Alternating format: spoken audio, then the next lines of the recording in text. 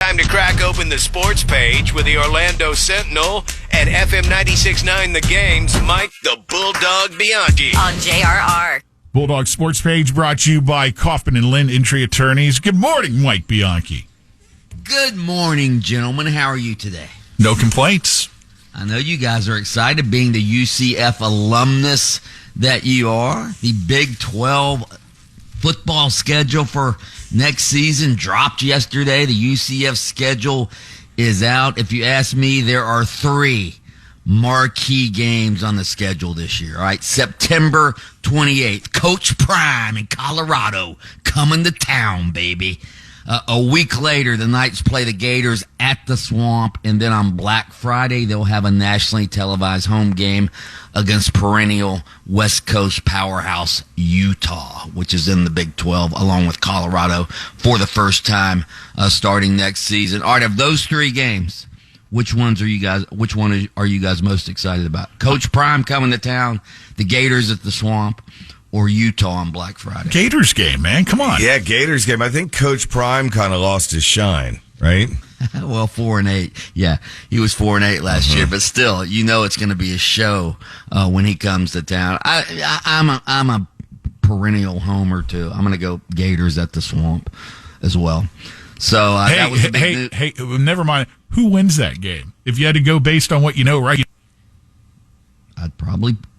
I'm at the Swamp as an advantage, but hell, I think UCF has a better team than Florida. All right. I just wanted to see what you thought. I think KJ Jefferson is the best quarterback in the state of Florida, the transfer from Arkansas that UCF got. So if I happen to go to that game, dog, my daughter goes to Florida, but I graduated UCF, would I be wearing a UCF jersey? You better believe it. You're a house divided. House divided. You got to get one of those license plates. I am not getting one of those license plates.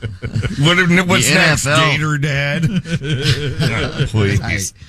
The NFL is a house united after the TV ratings came out for this week, and the television audiences for the NFL playoffs and for the conference championship games on Sunday, the highest on record going back to 1988. So the Chiefs-Ravens AFC championship game averaged 55.47 million on CBS.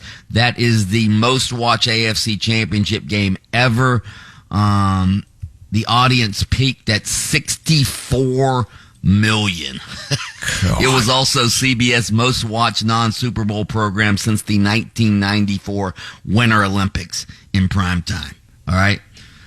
The NFC Championship game, Lynch's Lions against the 49ers. It was even higher. It averaged 56.69 million, the most watched NFC Championship game since 2012. Fourth most watched non-Super Bowl telecast in network history. NFL's king. The NFL is unbelievable. I love the Magic. I love Orlando City. But I'd trade both of them right now if we could have an NFL team in town. Wow. You wouldn't?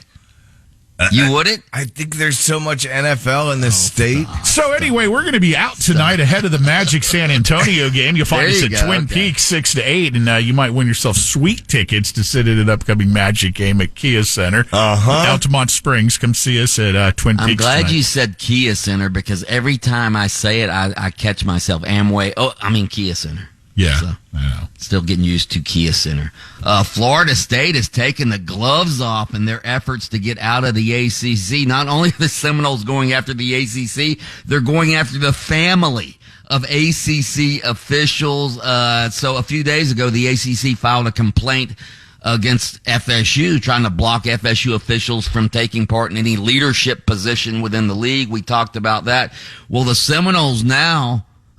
they're playing real hardball. FSU contends that the ACC and former Commissioner John Swofford cost member schools millions of dollars by acting in the best interest of his son, who worked at a television partner called Raycom Sports when FSU was negotiating its TV deal.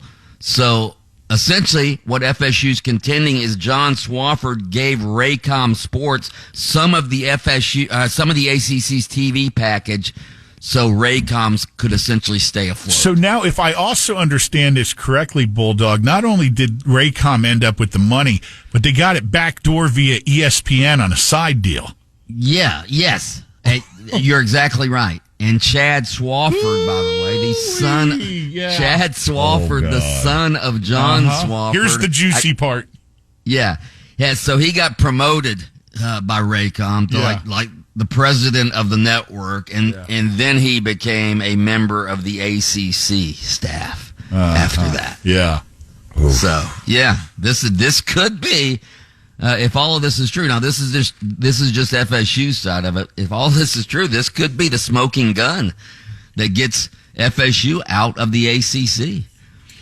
Speaking of, if this is what it's alleged, that could happen pretty quick, Bulldog. If you to be a fly on the wall at ACC headquarters right now, you guys, right? Maybe we just cut bait here and let him go.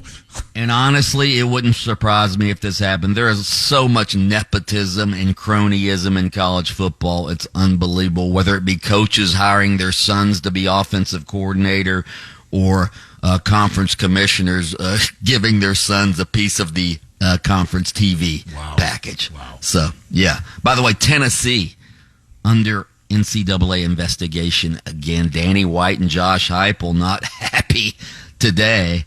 NIL allegations against Tennessee. Tennessee, of course, coming off a serious NCAA investigation under the former regime. They could be up for repeat offender charges. So, not a good time to be a Tennessee Volunteer. Like they're doing anything that any other major football program with NIL isn't doing. Good point. Come on. But you know what? We all speed on the interstate, but some get caught, some don't. Good point. Rules out there for a reason. Mike the Bulldog Bianchi from AM 740 and FM 96.9 The Game, host of Open Mic, weekday mornings on adjacent to us 6 to 9. And thanks for being generous with your time to come by here during the sports page on JRR, which is brought to you by Kaufman and Lind.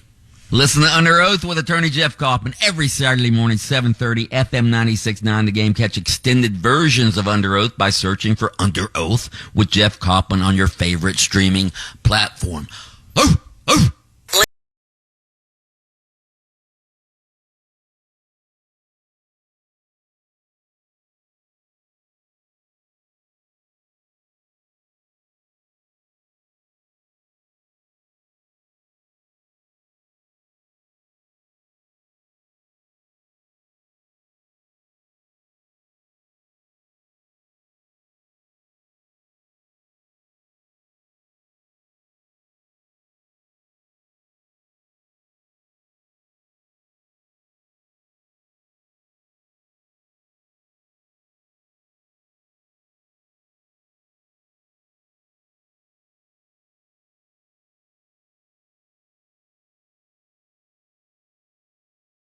Born April of 1993. Thanks for keeping rock alive in Central Florida. This is 101.1 WJRR.